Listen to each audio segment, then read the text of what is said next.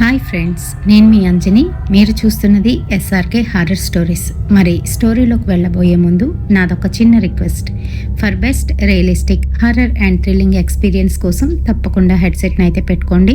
And me horror stories నాతో share చేసుకోవాలి, మన ఛానల్లో వినాలి అనుకుంటే నేను ఇన్స్టాగ్రామ్ లింక్ని డిస్క్రిప్షన్లోనైతే ఇస్తున్నాను. అక్కడికి వచ్చి మీ స్టోరీస్ నాకు వాయిస్ మెసేజ్ రూపంగా కానీ లేదంటే మెసేజ్ రూపంగా కానీ షేర్ చేసినట్లయితే అవి మంచిగా కుక్ చేసి ఇక్కడైతే ప్రజెంట్ చేస్తాను.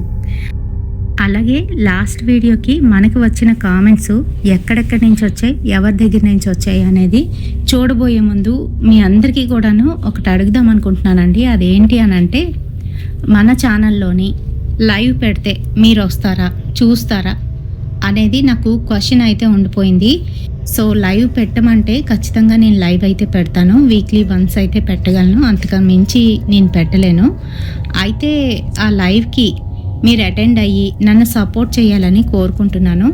అది మేబీ మండే కావచ్చు, లేదంటే వెన్స్డే కావచ్చు. ఈ 2 రోజుల్లోనే ఏదో ఒక రోజులోనే నేను లైవ్ అయితే స్టార్ట్ చేస్తాను. తప్పకుండా చూడండి. ఇప్పుడైతే మనకి కామెంట్ చేసిన వాళ్ళ పేర్లు ఒకటొకటిగా చదివిస్తాను, వినేసేయండి.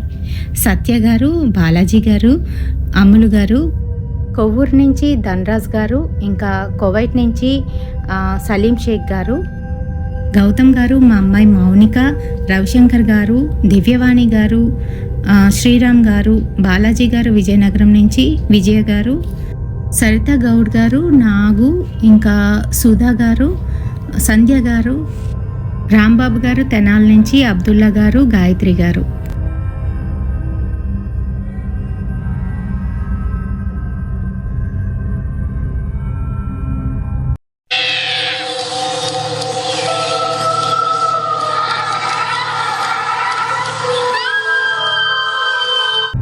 నా పేరు హర్ష, మా తమ్ముడు పేరు తరుణ్. మాదొక చిన్న ఫ్యామిలీ. అమ్మ, నేను, నాన్న, తమ్ముడు, ఇంకా మాతో కలిపి మా నాన్నమ్మ అయితే కలిసి ఉండేవారు. మా నాన్నమ్మకి కొంచెం హెల్త్ ఇష్యూస్ ఉన్నప్పటికీ కూడాను బాగానే తిరుగుతూ ఉండేవారు. అయితే నాన్నగారు ఫారెస్ట్ ఆఫీసరు, అడ్మినిస్ట్రేటివ్ డిపార్ట్మెంట్లో ఉండడం వలన కొంచెం బిజీగానే ఉండేవారు. అంతేకాదు, మాతోని కలిసి ఉన్నంతసేపు కూడాను చాలా సరదాగా సంతోషంగా ఉండేవారు. తను ఆఫీస్కి వెళ్ళారంటే ఎప్పుడు వస్తున్నారో ఎప్పుడు వెళ్తున్నారో అనేది కూడా మాకు తెలీదు. అలా అయితే ఉండేది. మరి నాన్నకి అనుకోకుండా ఒకసారి నర్సీపట్నం అయితే ట్రాన్స్ఫర్ అయింది. మరి అదొక పల్లెటూరు. మేముంటున్న సిటీ నుంచి అక్కడికి వెళ్ళడం మాకు చాలా ఇబ్బందికరంగా ఉన్నప్పటికీ కూడాను నాన్నగారు ఏంటంటే, ఇంకా అలాంటి పల్లెటూర్లకు వెళ్ళినప్పుడు భోజనానికి అది ఇబ్బంది అవుతుందని, ఫ్యామిలీస్తో వెళ్తే మంచిదని నాన్నగారి ఉద్దేశం. అందుకనే మమ్మల్ని అక్కడికైతే తీసుకువెళ్ళిపోయారు. మరి ఫస్ట్ డే మేము ఆ ఇంట్లోకి వెళ్ళగానే చాలా పెద్ద ఇల్లు, అది కూడా ఊరికి చాలా దూరంగానైతే ఉండేదన్నమాట. చాలా కామ్గా ప్రశాంతంగా అనిపించింది. అమ్మకి నాన్నగారికి కూడా చాలా బాగా నచ్చింది ఇల్లు. మా ఇంటి పక్కనే మరొక ఇల్లు అయితే ఉంది. అందులోనైతే ఎవ్వరు లేరు, ఖాళీగానైతే ఉండేదన్నమాట. ఇంటి ముందు ఒక పెద్ద నొయ్యి అయితే కనిపిస్తూ ఉండేది.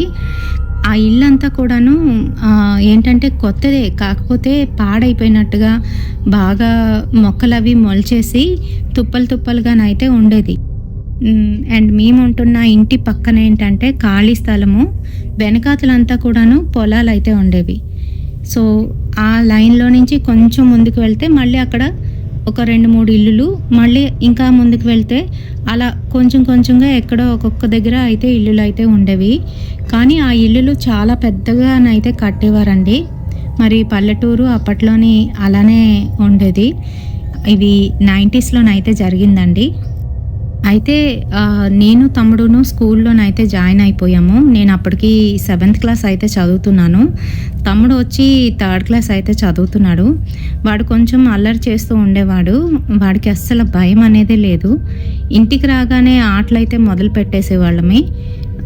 మా ఇంటికి మా పక్కింటికి మధ్యలోని ప్రహరీ గోడ అని చెప్పాను కదా, ఆ గోడకి ఇంటికి మధ్యలో గ్యాప్ అయితే ఉండేదన్నమాట, ఒక సందులాగా.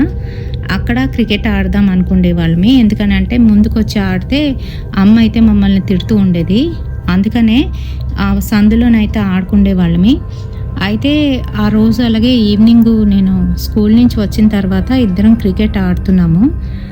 ఆ టైంలో వాడు బ్యాటింగ్ అయితే చేస్తున్నాడు. నేను బాల్ వేసేసరికి వాడు గట్టిగానైతే కొట్టాడు. ఆ షాట్‌కి ఆ బాల్ ఎళ్ళి పక్క ఇంట్లోనైతే పడిపోయింది. ఏదైతే ఎవరు లేరు అని చెప్పాను కదా! ఆ ఇంట్లో వెళ్ళి పడింది. సరే నేనింక గోల చేస్తున్నాను. నువ్వే కొట్టావు కాబట్టి నువ్వే వెళ్ళి తీసుకురావాలి అని చెప్పేసి. వాడు కూడా అటు ఇటు చూసి సరే అయితే నేను గోడెక్కి అవతల దిగుతాను. మళ్ళీ అటునుంచి ఎక్కడం కష్టమవుతుందేమో నువ్విక్కడే ఉండు అని చెప్పి వాడైతే గోడ దిగాడు. నేను అదంతా చూస్తున్నాను. గోడ దిగి వాడు ఆ తుప్పల లోపలికి వెళ్ళి బాల్ ఎక్కడుందా అని ఎతుకుతున్నాడు. సరిగ్గా చూడు అని చెప్తూ ఉంటే ఈలోగా నాన్న అట్నుంచి అయితే వస్తున్నారు. అది చూసి నేను అక్కడ ఉండకుండా వాడిని అక్కడే వదిలేసి లోన్కైతే పరిగెట్టుకొని వచ్చేసాను, బ్యాట్ ఒక పక్కన పడేసి. ఈలోగా వాడు బాల్ తీసుకొని గోడ దగ్గరికి అయితే వచ్చాడు. గోడ ఎక్కడానికి ప్రయత్నిస్తున్నాడు, వాడికి అందట్లేదు. రే అన్నయ్య ఎక్కడున్నా అని నన్ను పిలుస్తూ ఉంటే ఈలోగా నాన్న అయితే వచ్చేసారు. అంతే ఇంక మరి నాన్న ఏమైంది, ఎక్కడ ఉన్నాడు వీడు అంటూ అటు ఇటు చూస్తున్నారు కానీ వాడు మటుకు కనిపించటం లేదు. వాడికి అర్థమైంది నాన్న వచ్చేసారు అని. వాడు ఏం చేశాడంటే ఆ ఇంటి ముందుకు వెళ్ళి అక్కడ గేట్ ఉంటుందన్నమాట, ఒక గ్రిల్ గేట్ ఉంటుంది. ఆ గేట్ ఎక్కి అవతల నుంచి దూకేసి మా ఇంటి వైపు అయితే వస్తున్నాడు. ఈలోగా నాన్న చూస్తారని నక్కి నక్కి మెల్లగా నాన్న వెనకాతలే వచ్చేసి సందులో నుంచి వెనకాతల మాకొక నుయ్యి ఉండేది, ఆ నూతి దగ్గరికి అయితే వెళ్ళి కాళ్ళు అయితే కడుగుతున్నాడు. ఏమైంది అని చెప్పి నేను వెళ్ళి చూసేసరికి వాడు కాళ్ళ దగ్గర పూర్తిగాను రగిడిపోయి బ్లడ్ అయితే వస్తుందన్నమాట. వాడు బాల్ తీసుకురావడానికి వెళ్ళినప్పుడు మళ్ళీ నాన్న వచ్చారని పరిగెడుతున్నప్పుడు పడిపోయాడంట అక్కడ. సో తనకి అక్కడి నుంచి కాళ్ళ మీద నుంచి బ్లడ్ అయితే వస్తుంది. అది కడుక్కోవడానికి అయితే వెళ్ళాడు. ఏరా ఎలా పడిపోయావు అని అంటే ఇదే చెప్పాడు నాకు. సరే ఇంకా వచ్చిన దగ్గర నుంచి అన్నం అయితే తినలేదు ఆ రోజు నైట్. నాకేం వద్దు అని మారం చేస్తూనే ఉన్నాడు. ఎందుకనో చాలా డల్గానైతే కనిపిస్తున్నాడు. వాడి మొహంలో కూడా నీరసం అయితే కనిపించింది. సో మేము నార్మల్గా నైట్ భోజనం చేసేసి పడుకున్నాము. ఆలోగా పక్క ఇంట్లో నుంచి ఏడుపులు అయితే వినబడుతున్నాయి. అది ఎలా అంటే ఎవరో చనిపోతే శోకాలు పెడతారు కదా, అలా అయితే శోకాలు పెడుతున్నారు. అది వింటున్నా మాకు భయం అయితే వేస్తుంది. ఎవరు ఈ టైంలోని, అయినా పక్కింట్లో ఎవరు లేరు కదా, ఎవరు ఇలా ఏడుస్తున్నారు అని అనుకుంటున్నాము. అయితే అమ్మ నాన్నకి వేరొక బెడ్రూమ్ అయితే ఉంది. మేమిద్దరం మధ్య రూమ్లో ఉన్న బెడ్రూమ్లోనైతే పడుకుండే వాళ్ళమి. మా తర్వాత ఇంకొక రూమ్ అయితే ఉంటుంది, చిన్న రూము, అందులోని నానమ్మ అయితే పడుకుండేది. మా ఇల్లు ఎలా ఉంటుందనంటే గేట్ తీసుకొని లోపలికి రాగానే పెద్ద వాకిలి అయితే ఉంటుంది. ఆ తర్వాత మా ఇంట్లోకి రావడానికి ఒక గ్రిల్లు, ఇంకా అలాగే చెక్కతో తయారు చేయబడిన తలుపులు అయితే ఉండేవి. పక్కనే పెద్ద కిటికీ, అదంతా కూడాను హాల్ అన్నమాట. హాల్ తర్వాత ముందుకు వస్తే మళ్ళీ అక్కడ ఒక హాల్ లాగుండి అక్కడ ఒక రూమ్ అన్నమాట. ఆ రూమ్లోని అమ్మా నాన్న పడుకుండేవారు. ఇంకా ముందుకు వస్తే మా రూమ్ అయితే ఉంటుంది. మా రూమ్ పక్కనే వంటగది అయితే ఉంటుంది. ఆ తర్వాత మా రూమ్లో నుంచి అలా ముందుకు వెళ్తే నానమ్మ రూమ్ అయితే ఉండి అక్కడ కూడా ఒక స్టోర్ రూమ్ లాగా అయితే ఉండేదన్నమాట. మరి వెనక్కి వెళ్ళగానే బాత్రూమ్స్ అయితే ఉంటాయి. నుయ్యి ఉండేది, చిన్న పెరటైతే ఉండేది. వెనకాతల నుంచి మాకు పక్క వాళ్ళ ఇల్లు క్లియర్గానైతే కనిపిస్తుందన్నమాట ఆ పెరడ్లో నుంచి. మరి ఇలా అయితే ఉండేది. నాకు తమ్ముడికి నానమ్మకి మాత్రమే ఆ ఏడుపులు అయితే వినిపిస్తున్నాయి. అమ్మ నాన్నకి అసలు ఆ ఏడుపులు అనేవి వినిపించలేదంట ఆ రోజు. అయితే నేను భయపడ్డాను. పక్కన తమ్ముడు లేపుతుంటే వాడు మటుకు ఉలుకు పలుకు లేకుండా అలానే పడుకున్నాడు. మర్నాడు అడిగితే అవును నాకు వినిపించింది అని చెప్పాడు. నానమ్మ కూడా మాతో అదే అంది. అమ్మకైతే చెప్పాం మేము, కానీ అమ్మ మటుకు అవేం నమ్మలేదు. అన్నీ ఇలాంటివే మాట్లాడతారు, అసలు ఆ ఇంటి గురించి ఆలోచించకండి అని చెప్పేసింది.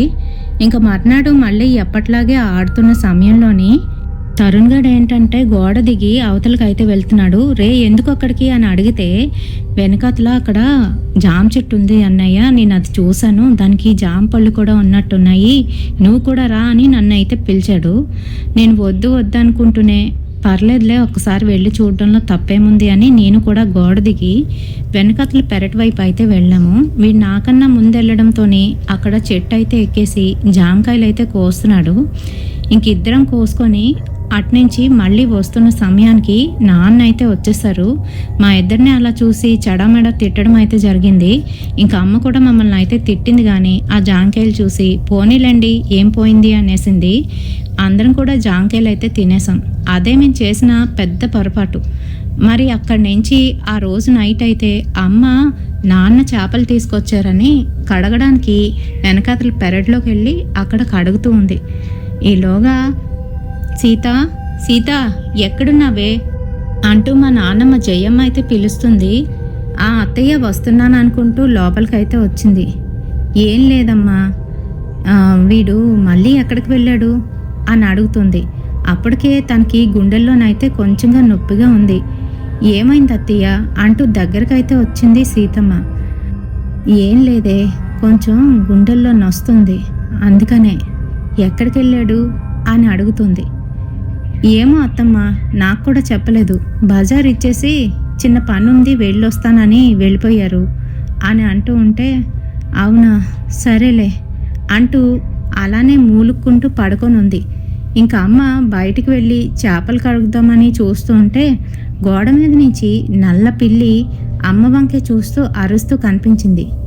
అప్పటికి సాయంత్రం 7:30 అయితే అవుతుంది. మరి ఆ సమయంలోని అలా అక్కడ చీకటిగా ఉండడం, పైగా గోడ మీద ఆ నల్లపిల్లి అమ్మని చూసి అరవడం, అమ్మ ఒక్కసారిగా తుల్లిపడింది. హే అంటూ దాన్నైతే తోలేసింది. ఇంకా చేపలు చేస్తూ ఉంటే ఆ వాసనకి అక్కడ ఆ పిల్లి దిగి చుట్టూ కూడా తిరుగుతుంది. ఈలోగా పక్కింట్లో నుంచి ఏవో శబ్దాలైతే వినబడుతున్నాయి అమ్మకి. ఈ సమయంలో పక్కింట్లో ఎవరున్నారు అని అనుకుంటూనే మళ్ళీ తన పనేదో తను చేసుకుంటూ ఉంది. ఈలోగా ఏదో చల్లటి గాలి తన్ని తాక్కొని వెళ్ళింది. ఆ గాలికి అమ్మ ఒళ్ళంతా కూడాను వెంట్రుకలు నెక్కబడుచుకున్నాయి. ఒక్కసారిగా రోమాంచితం అవ్వడంతోని అమ్మ అయితే అలానే ఉండిపోయి గబగబా ఆ పని చేసుకొని లోపలికి వచ్చేయడానికి ప్రయత్నిస్తుంది.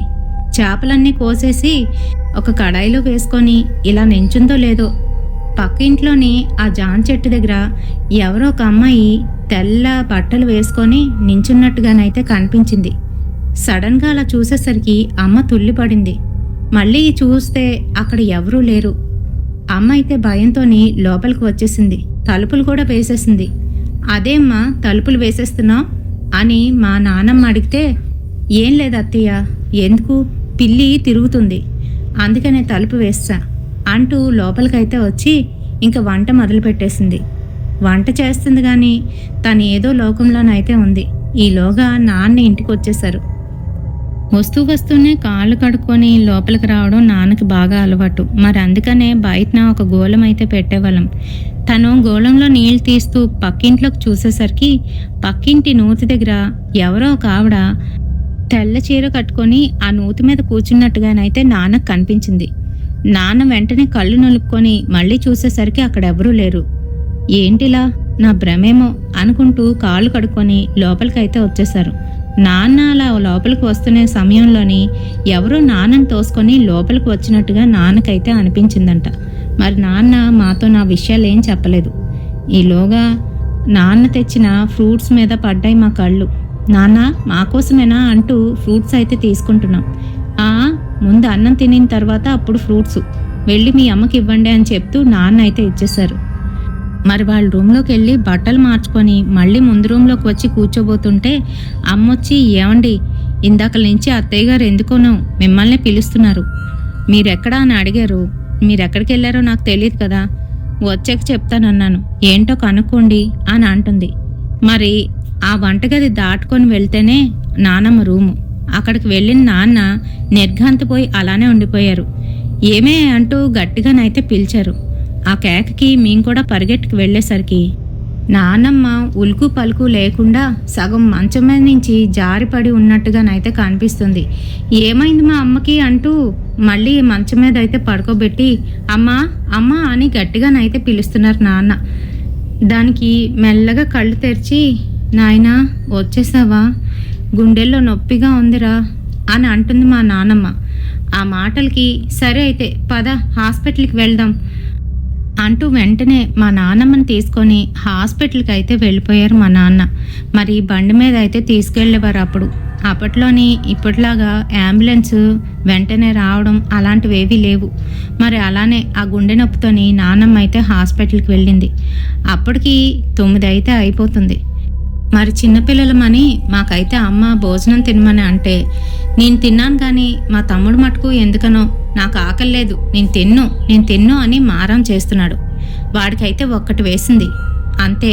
వాడు ఏడ్చుకుంటూ రూమ్లోకి వెళ్ళి నేనేమి తిన్నా అని పడుకుని పోయాడు.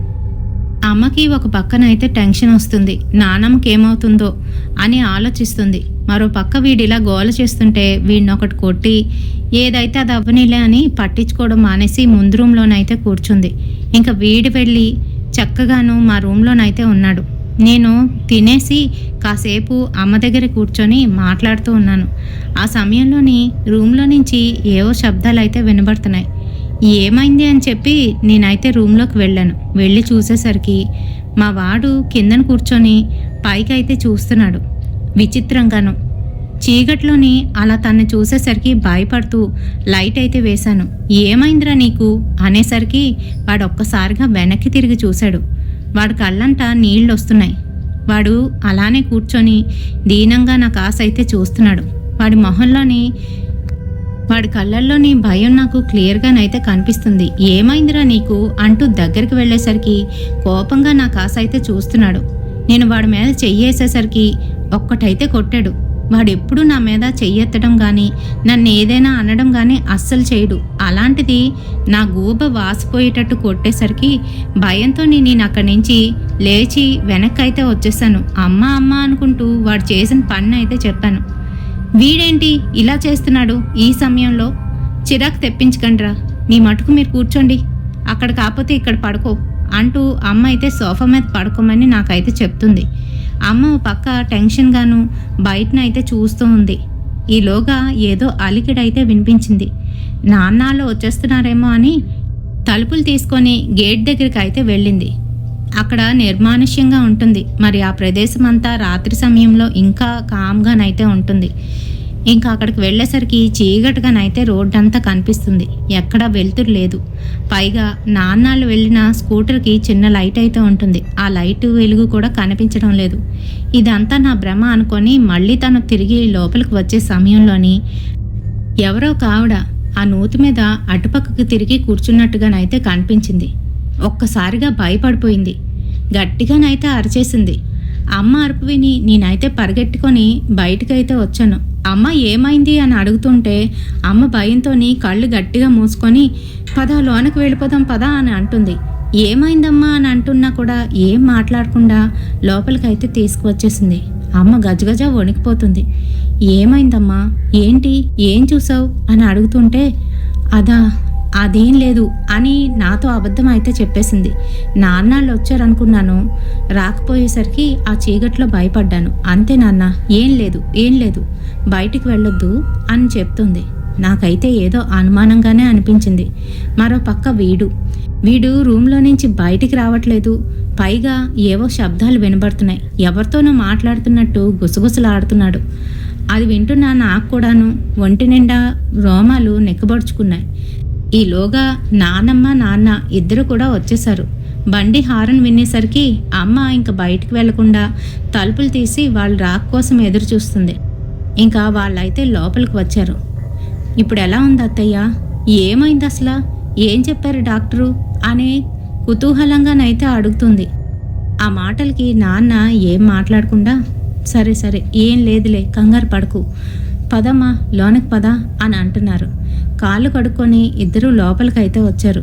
అత్తయ్య ఎలా ఉంది మీకు అని అడుగుతూ ఉంటే ఇప్పుడు పర్వాలేదమ్మా, ఏదో గ్యాస్ వలనంట ఆ నొప్పి అంతాను, ఏం లేదు బాగానే ఉన్నాను అని చెప్తూ మెల్లగానైతే లోపలికి వచ్చింది. సరే అన్నం వడ్డించేయమంటారా, ఇప్పటికే ఆలస్యం అయిపోయింది అని అడుగుతూ ఉంటే కొంచెం వడ్డించు, ఆకలేస్తుంది అని అంది. సరేనని అమ్మ అయితే చేపల పులుసేసి చేపలేసి తీసుకువచ్చింది. ఇంకా నానమ్మకి ఇచ్చేసరికి నానమ్మ ఎలా తింటుందా అని అంటే, ఏదో ఎప్పటి నుంచో భోజనం లేని వాళ్ళు ఎలా తింటారు అలా అయితే తినేసింది. ఒక్క 5 నిమిషాల్లోని ప్లేట్ అయితే ఖాళీ చేసేసి, కొంచెం ఆకలేస్తుంది, ఇంకొంచెం తీసుకురా సీత అని అడిగింది. అంతే, సీత పోనీలే ఆకలి మీద ఉంది అని చెప్పి మళ్ళీ వేసి మళ్ళీనైతే తీసుకొచ్చేసింది. ఈలోగా నాన్నకు కూడా వడ్డించింది. వాళ్ళిద్దరూ తినడం పూర్తయింది. ఇంకొంచెం కావాలని మళ్ళీ అడిగింది. ఏంటమ్మా అన్నిసార్లు తింటున్నావు, ఒకేసారి వేసి తెచ్చేవే అని అంటున్నారు మా నాన్న. కానీ అక్కడ వేయడానికి కొంచెం మాత్రమే ఉంది. మా అమ్మ కోసం ఉన్నించుకున్న ఆ కూర అన్నం కూడాను నానమ్మకైతే వేసేసింది. నానమ్మ సుష్టిగానైతే తినేసింది. తిని ఇంక వెళ్ళి పడుకుంటుంది. నాన్న వెళ్ళి నానమ్మకి జాగ్రత్తలు అయితే చెప్తున్నారు. అమ్మ నువ్వు జాగ్రత్త, నీ ఆరోగ్యం జాగ్రత్త, ఎందుకు ఇలా తిన్నావు ఈరోజు అని అంటే, బ్రతికున్నప్పుడే కదరా ఎంత తిన్నానో, చనిపోయిన తర్వాత మీరెంత పెట్టినా అది నాకు ఎక్కుతుందా ఏంటి అని అంటూ కళ్ళు మూసుకొని పడుకుంది. నాన్నకేమీ అర్థం కావట్లేదు, ఏంటి ఇలా బిహేవ్ చేస్తుంది అని అనుకున్నారు. మరి ఆ రోజు రాత్రి పడుకున్న సమయానికి నాకైతే చుక్కలు కనిపించాయి. ఓ పక్క నా తమ్ముడు, వాడు నిద్దట్లోని ఏవేవో కలవరిస్తున్నాడు. మరో పక్క రూమ్లో ఉన్న మా నాన్నమ్మ గట్టిగా అరిచి లేచి కూర్చుంటుంది. ఆ అరుపులకి మా అమ్మ నాన్న భయపడి ఏమైందత్తమ్మా అని ఆ రూమ్లోకి వెళ్ళేసరికి, ఏం లేదు బానే ఉన్నాను, వెళ్ళి పడుకోండి అని చెప్తుంది. ఇంకా ఆ రోజైతే నాకు అస్సలు నిద్ర పట్టలేదు. మధ్యరాత్రిలోని వీడు నా మీద కాళ్ళు చేతులు అయితే వేశాడు. సరే తమ్ముడే కదా అని చెప్పి నేను అలానే ఊరుకున్నాను. అంతే, ఏమైందో తెలీదు, గట్టిగా నా గొంతు పట్టుకొని నులిమేయడం మొదలుపెట్టాడు. అంతే, ఆ నొప్పికి తట్టుకోలేక గట్టిగా అరవడం మొదలుపెట్టాను. ఈలోగా అమ్మ నాన్న అక్కడికి వచ్చి, ఇప్పుడు మీకేమైంది అంటూ లైట్ వేసేసరికి వీడి పని క్లియర్గానైతే వాళ్ళకి కనిపించింది. రేయ్ వదులు అంటూ వాడిని నా నుంచి దూరం అయితే చేశారు. నా గొంతు అప్పటికే బాగా నల్లగానైతే అయిపోయింది. అంతగా నొక్కేశాడు. ఎంత నొప్పి వచ్చిందంటే ఇంకా నా పని అయిపోతుందేమో అని అనుకున్నాను. నాన్నొచ్చి అమృతాంజనం అయితే రాశారు. అప్పటికి నొప్పి ఇంకా ఎక్కువగానైతే ఉంది. అలానే నేను గుడ్లు తేలేసేస్తూ ఉంటే మా అమ్మ పక్క నుంచి ఏడుపు మొదలు పెట్టేసింది. అసలు ఏమవుతుంది, ఎందుకు ఇలా అవుతుంది, ఈ ఇంట్లోకి వచ్చిన తర్వాత ఒకరి తర్వాత ఒకరికి ఏదో ఒకటి వస్తుంది, ఈ ఇల్లు ఖాళీ చేసి వెళ్ళిపోదామండి అని అనడం మొదలుపెట్టింది. అంతే, మా నాన్న చాలా కోపం తెచ్చుకొని, ఏం మాట్లాడుతున్నావు, అసలు సృహలో ఉన్నావా, మొన్నే కదా వచ్చాము, బోల్డంత అద్దె కట్టాను, ఇక్కడి నుంచి కదలేదే లేదు, అయినా నాకు ఆఫీస్లో చాలా పనులున్నాయి, మీరు ఇలా చేశారంటే నేను ఇంటికి కూడా రాను అంటూ కోపంగానైతే మాట్లాడారు. అసలు వాళ్ళిద్దరూ ఎందుకు గొడవ ఆడుకుంటున్నారో కూడా నాకు అర్థం కాలేదు. నేను సగం డ్రౌజీగానైతే ఉన్నాను. మొత్తానికి అమ్మ మా రూమ్లోనే పడుకుంది నా పక్కన, తమ్ముడిని మరో పక్కన అయితే వేసుకుంది. ఇంకా నాన్న వెళ్ళి నాన్న రూమ్లోనైతే పడుకున్నారు. తెల్లవారేసరికి తమ్ముడికి ఫీవర్ అయితే వచ్చేసింది. పాపం అమ్మ పనులన్నీ చేసుకొని అసలుకే తిండి లేకపోవడంతో నీరసంగానైతే అయిపోయింది. వాడికి ఏమవుతుందా అని ఓ పక్క బెంగ, మరో పక్క మా నాన్నమ్మకి బాగోపోవడం, ఇంకొక పక్క నా గొంతు నొలిపేసేయడం వల్ల నాకు ఇబ్బందిగానైతే ఉంది. ఇంక తెల్లవారు లేచిన నాన్న ఇవన్నీ చూసి, నాకు బోల్డ్ అంత పని ఉంది, మీకోసం నేను ఉన్నానంటే అంతే సంగతులు, నేను ఆఫీస్కి వెళ్ళాలి, వాళ్ళ ముగ్గురిని తీసుకొని హాస్పిటల్కి వెళ్తావు కదా, వెళ్ళు, ఆటో చేయించినా అని అంటున్నారు. అక్కర్లేదులేండి, నేనే కట్టించుకుంటాను, ఏం పర్వాలేదు, మీరు వెళ్ళిపోండి అని అమ్మ నిష్ఠూరంగానైతే మాట్లాడింది. ఇంకా ఆ తర్వాత నాన్న ఏమి అనకుండా మౌనంగా క్యారేజ్ పట్టుకొని తనైతే ఆఫీస్కి వెళ్ళిపోయారు. నానమ్మకి లేపి, ఎలా ఉంది అత్తయ్య అని అంటే, నాకు బాగానే ఉందే అంటూ లేచి చక్కగా స్నానం కూడా చేసుకొని వచ్చింది. అమ్మయ్య అనుకుంది. ఇంకా మా తమ్ముడికి కూడాను జ్వరం ట్యాబ్లెట్ అయితే వేసింది. వాడికి కొంచెంగా కుదుట పడింది. నేను కూడాను బాగానే ఉన్నాను. ఆ రోజు ఇద్దరం స్కూల్కి అయితే వెళ్ళలేదు. మధ్యాహ్న సమయంలోని ఆడుకుంటూ ఉన్నాం. ఎందుకనంటే అప్పటికి మా ఇద్దరికి బాగానే ఉంది. అలా ఆడుతున్న సమయంలోని అమ్మ ఇంట్లోని వంట అయితే చేస్తుంది. ఈలోగా అమ్మ వెనకతల ఎవరో వచ్చి నించున్నట్టుగానైతే అనిపించిందంట. అమ్మ వంట చేస్తూ వెనక్కి తిరిగి చూడకుండా నాన్న అలా అన్నారని ఆ మాటలు గుర్తు తెచ్చుకొని ఆలోచిస్తూ అలానే ఉంది. అమ్మ మెడ మీద ఎవరో గోళ్లతోని రక్కినట్టుగానైతే అనిపించిందంట. అబ్బా అంటూ వెనక్కి తిరిగి చూస్తే అక్కడెవ్వరూ లేరు.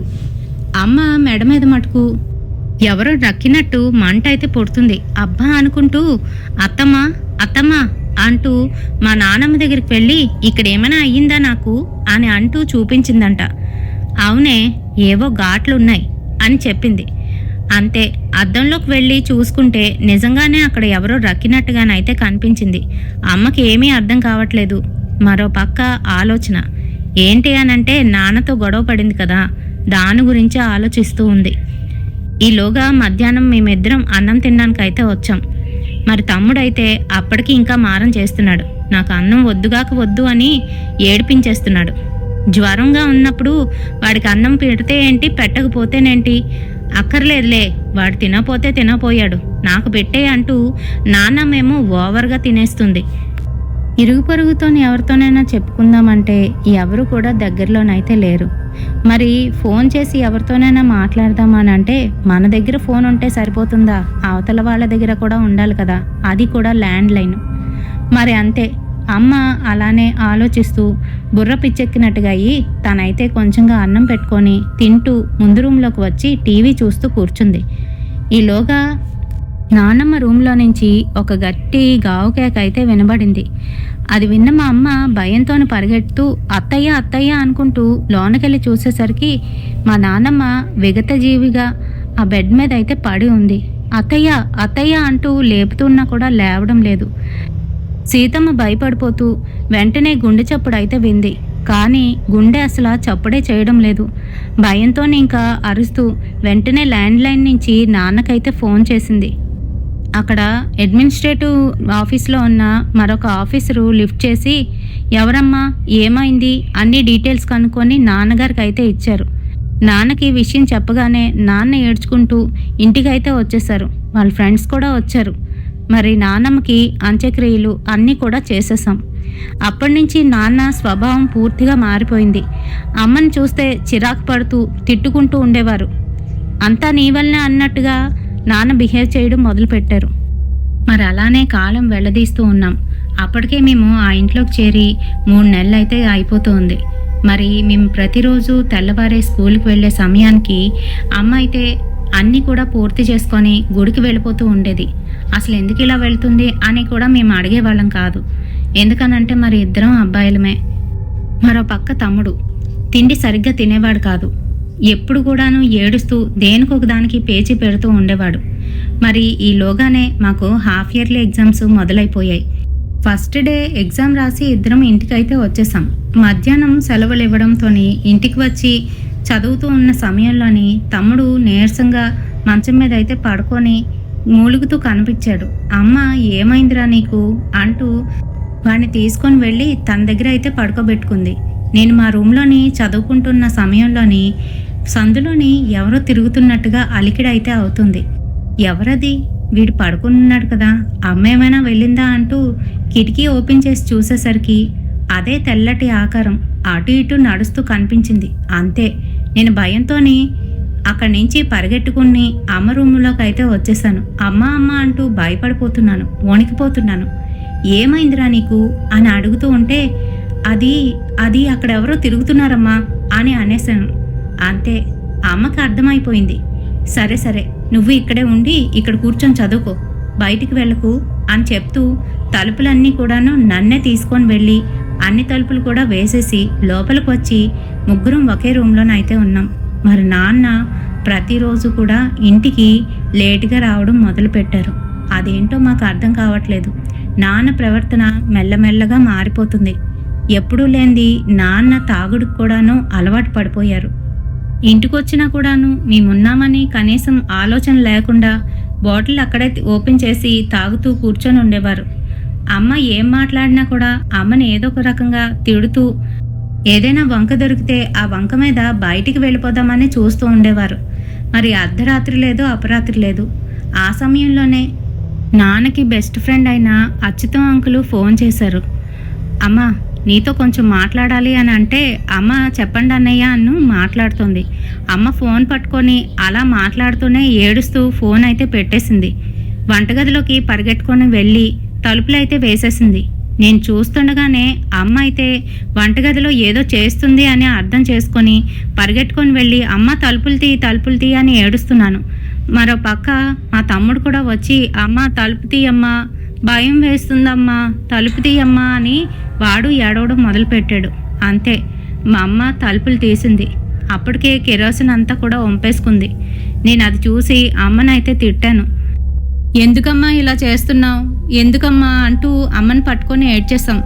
అమ్మ ఏమీ చెప్పలేకపోయింది. కానీ మాకు తర్వాత అయితే తెలిసింది. అదేంటి అని అంటే నాన్న మరొక ఆవిడతోని తిరుగుతున్నారనే సంగతి. మరి ఇలా వారం రోజులైతే గడిచిపోయింది. అమ్మకు ఆ విషయం తెలిసినప్పటికీ కూడాను ఏమీ తెలియని దానిలాగా కామ్గానైతే ఉంది.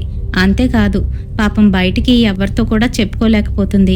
మనసులోనే కుమిలిపోతూ గుడికి వెళ్ళడమో లేదా అని అంటే ఇంట్లోని దేవుడి గది ముందు కూర్చొని దేవుడికి పూజ చేసుకోవడమో చేస్తూ ఉండేది. మేము స్కూల్కి వెళ్ళిన తర్వాత వెంటనే తను కూడాను గుడికైతే వెళ్ళిపోతూ ఉండేది. మరి అది భయం వల్ల చేసేదో లేదా అంటే బాధ వల్ల చేసేదో నాకైతే అర్థం కాలేదు. ఆ తర్వాత ఒకరోజు రాత్రి నాన్న ఇంటికి వచ్చి ఊరుకూరుకునే అమ్మతోనైతే గొడవ పెట్టుకుంటున్నారు. అంతా నీ వల్లనే, అంతా నువ్వే చేసావు అంటూ ఏవేవో మాటలైతే ఆడుతున్నారు. అమ్మ కూడా ఊరుకోలేదు. మీ సంగతి నాకు తెలియదు అనుకుంటున్నారా? నాకేంటి, మీ ఆఫీసర్స్ అందరికీ కూడా తెలిసింది. ఎంత పరువు తక్కువ, ఇలాంటి పనులు చేస్తారని అనుకోలేదు. మీకు నేను ఇష్టం లేకపోతే నేను ఇక్కడి నుంచి వెళ్ళిపోతాను నా పిల్లల్ని తీసుకొని అని అంటుంది. ఆ మాటలకి నా పరువు తీస్తావటే అంటూ అమ్మనైతే శుభ్రంగా కొట్టేసి నాన్న ఆ రాత్రి సమయంలోని ఆ ఆంటీ ఇంటికైతే వెళ్ళిపోయారు. మరి అదెవరో కాదు, మా ఇంటి దగ్గరలోనే కొంచెం దూరంలోనైతే దాని ఇల్లు ఉంటుంది. ప్రతిరోజు నాన్న దాని దగ్గరికే వెళ్తున్నారని మాకైతే అర్థమైపోయింది. ఇంకా మా అమ్మ ఏడ్చుకుంటూ మా ఇద్దరిని పక్కన వేసుకొని పడుకొని అలానే ఉంది. మధ్యరాత్రిలోని ఏమైందో తెలీదు. అమ్మ ఒంటరిగా పెరటి వైపు అయితే వెళ్ళిందంట. అమ్మ ఉద్దేశం ఏంటి అని అంటే నూతిలో దూకి చనిపోదాం అనుకుంటుంది. అమ్మని ఎవరో ప్రేరేపిస్తూ వెళ్ళి నూతిలో దూకేయ్ అని అంటున్నట్టుగానైతే అమ్మకైతే అనిపిస్తుందంట. తను బయటికి వెళ్ళి నూతి దగ్గరికి వెళ్ళి అలానే నించొని ఉంది. ఈలోగా నేను బాత్రూమ్ కానీ లేచి వచ్చి చూసేసరికి అమ్మ నూతి గట్టు మీద అయితే కూర్చొని ఉంది. అమ్మని ఒక్కసారిగా అలా చూసి బెదిరిపోయాను. అమ్మ అమ్మ అంటూ అమ్మనైతే కిందకు లాగేశాను. అమ్మ అప్పటికి గాని స్పృహలోకి రాలేదు. ఏమైంది అని అడుగుతుంది విచిత్రంగా.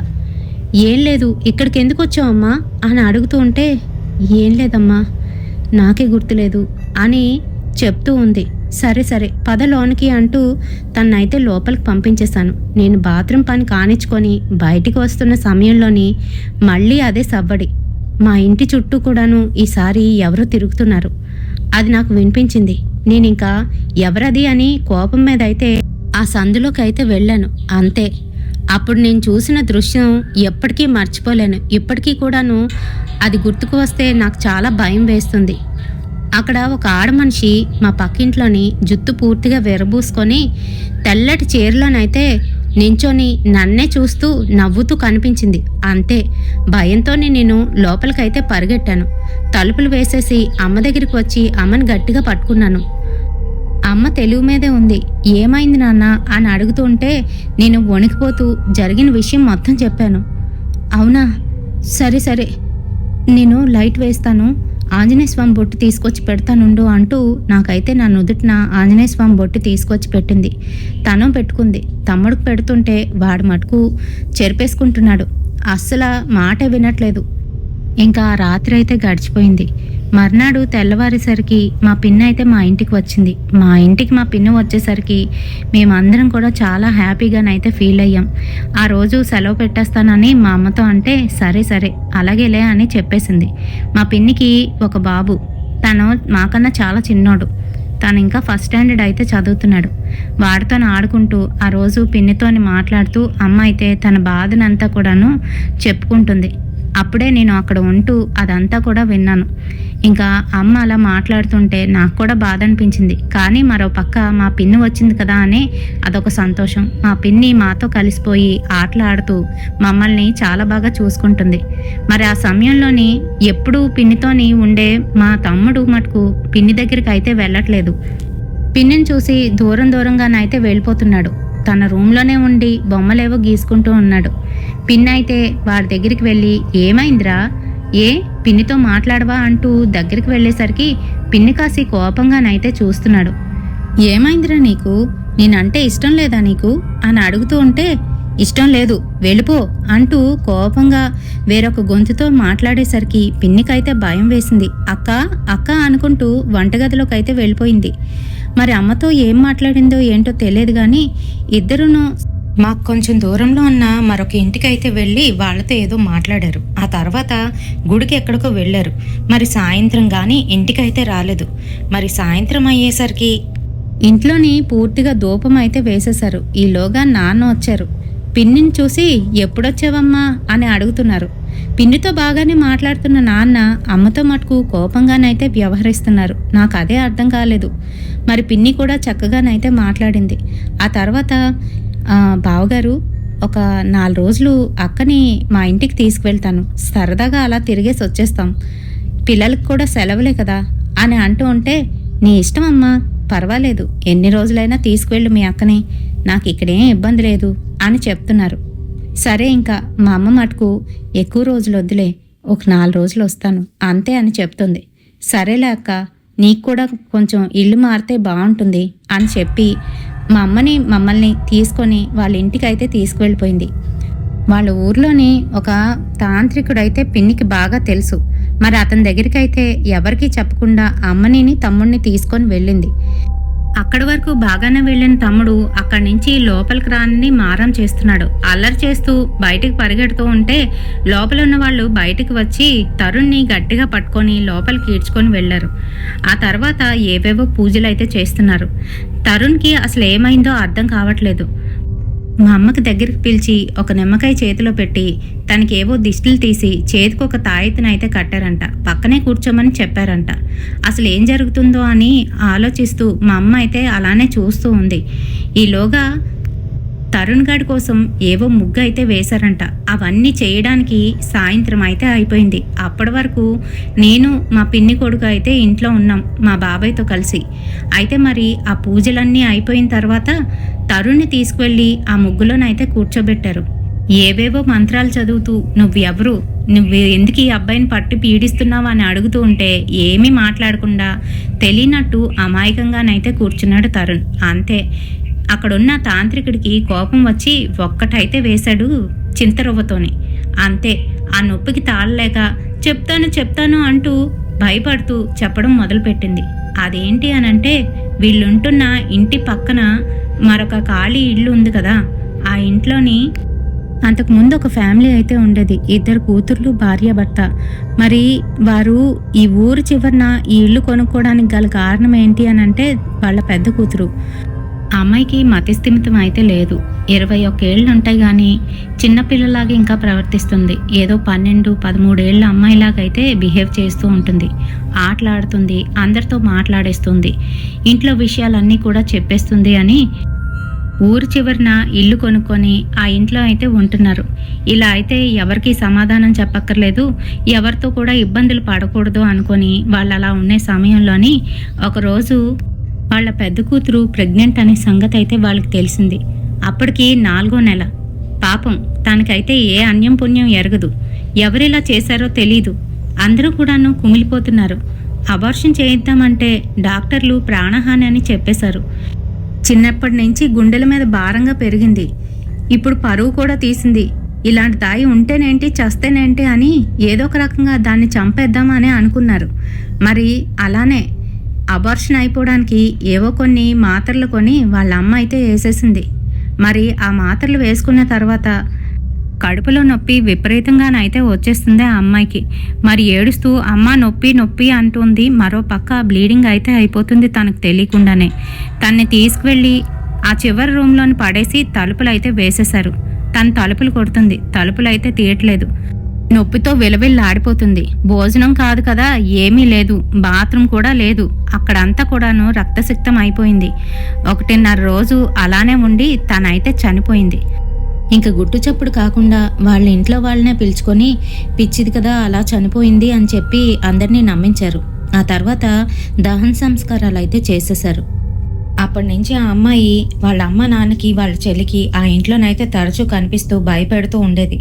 ఆ తర్వాత వాళ్ళ చెల్లి కూడా ఎవరినో ప్రేమించి వెళ్ళిపోయింది.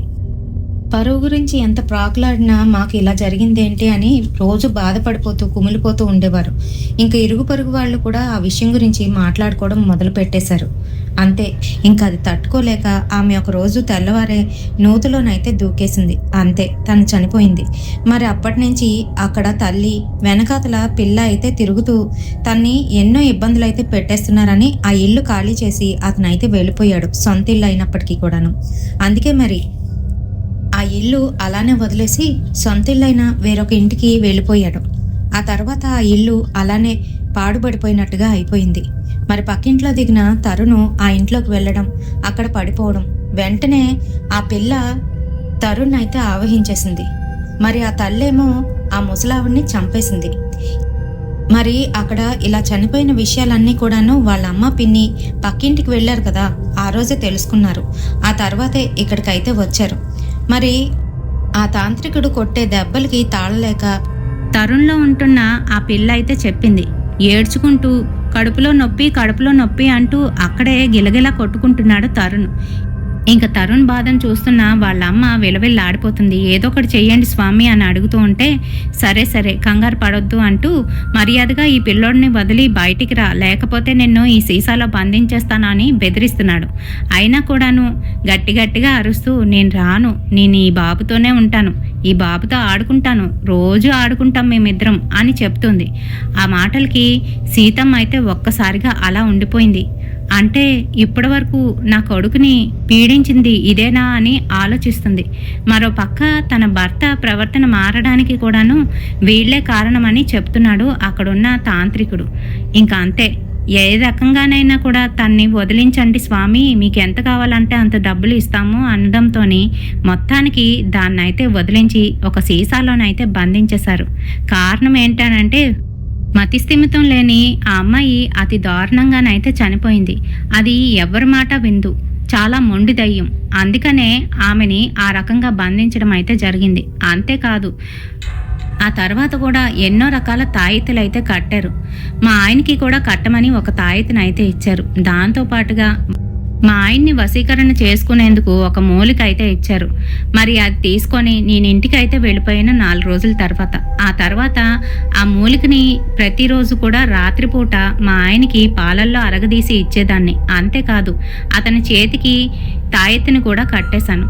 ఆ తర్వాత మళ్ళీ అంతా సర్దుకుంది, నార్మల్గానైతే అయిపోయింది. మా ఆయన గారు ఆయనంతటా ఆయనే ఆవిడ దగ్గరికి వెళ్ళడం మానేశారు. కారణం ఏంటి అనంటే, అది అందరితో తిరుగుతుందని అతనికైతే తెలిసి వచ్చింది. ఇతని డబ్బుల కోసం మాత్రమే అది ఈయన వెంట పడుతుందని అర్థం చేసుకున్నారు. మరి అక్కడ దగ్గరలోనే మరొక ఇంటిని చూసుకొని అందులోకైతే షిఫ్ట్ అయిపోవడం జరిగింది. ఎప్పుడైతే మేము షిఫ్ట్ అయిపోయామో అంతా కూడాను ప్రశాంతంగానైతే అయిపోయింది. ఆ దయ్యాలు కూడా మా వెంట పడడం మానేశాయి. అదండి మరి హర్ష లైఫ్లో జరిగిన ఈ రియల్ ఇన్సిడెంట్ మీకు ఎలా అనిపించింది అనేది కామెంట్ సెక్షన్లోనైతే కామెంట్ చేయండి. మరి వాళ్ళ అమ్మగారు చాలా బాధలు పడ్డారు వాళ్ళ నాన్నగారి వలన, ఇంకా దెయ్యాల వలన అని కూడా హర్ష గారు అయితే చెప్పారండి. థ్యాంక్ యూ అండి, థ్యాంక్ యూ సో మచ్ మనతోని ఈ స్టోరీని షేర్ చేసుకున్నందుకు. కొన్ని నిజాలున్నా కొన్ని కల్పితాలు అయితే ఉన్నాయి, గమనించుకోగలరు. మరి రేపటి సరికొత్త హర్రర్ ఇన్సిడెంట్తోని మళ్ళీ మీ ముందుకైతే వచ్చేస్తాను. Until then bye.